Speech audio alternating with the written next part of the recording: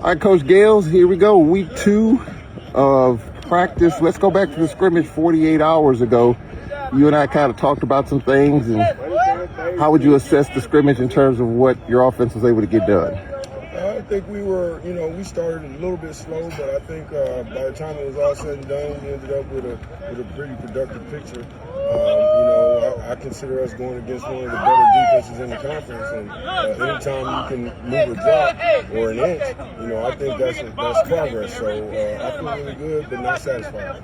You and I talked the other day about the quarterback position.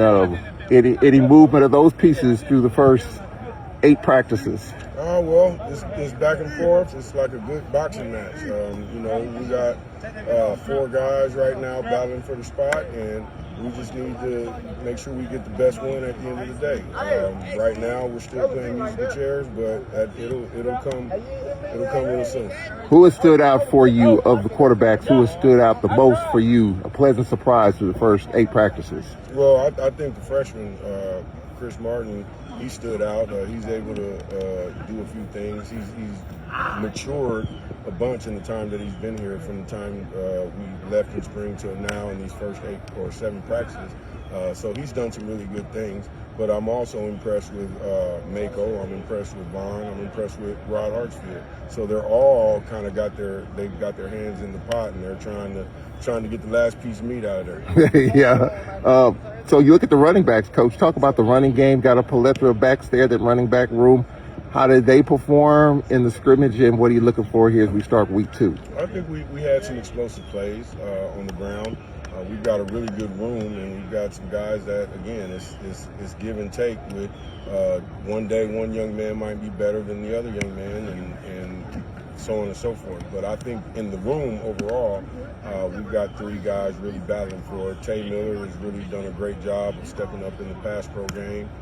He's got some bumps and bruises, but he has a willingness to fight through those things. And then we've got Ja'Cory Sewell, who's the head honcho right now in the room, and he's doing a really good job, and we got to get him to the party. So Dorian Lewis is doing a really good job. We're trying to keep these guys healthy and make sure that we get enough reps to properly evaluate them.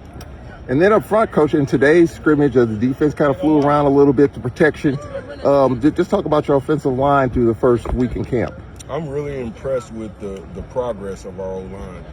These young men are taking these concepts and putting them together and making it look easy at times, but at times making it look like we still have a little bit of work to do. But that's the way it's supposed to be. When you're installing new concepts, it's going to be a little bumpy at first, but you can tell when the young men go to the room, pick up the book, study it a little bit, come back the next day, and our mantra on offense is don't make the same mistakes twice. So I feel good about it.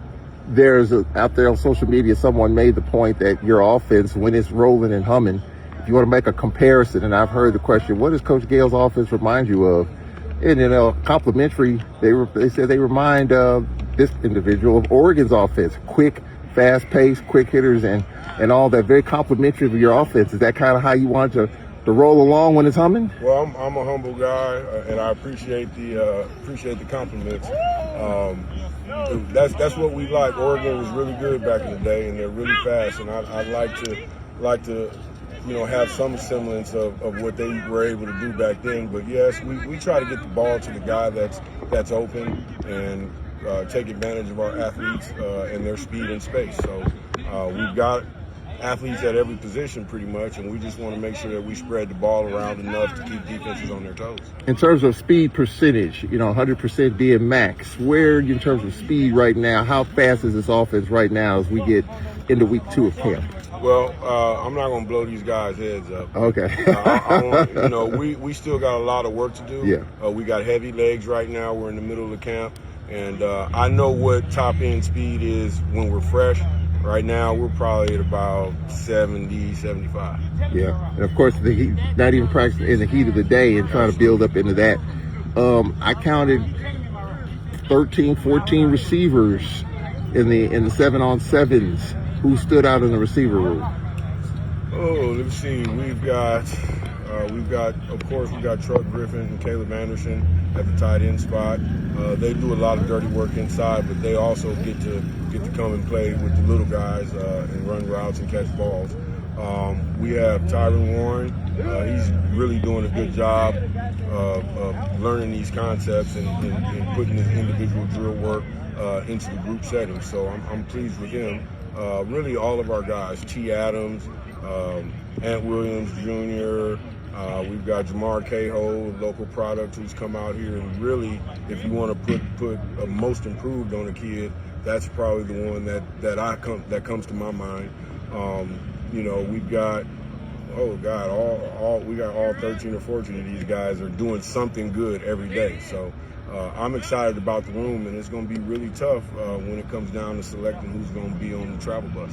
Yeah, that's going to be an intriguing dynamic. I count so many bodies out here, and it's a numbers game. Well, the competition makes you better. Yeah. Right, and depth makes the competition grow. So I'm excited about the situation. Week 2, what are you looking for here in the second week? This is Monday, of course. You begin the second week of camp as you get ready for the second scrimmage coming up this weekend. Well, right now, at this instance, we are in the time where we start to compound concepts.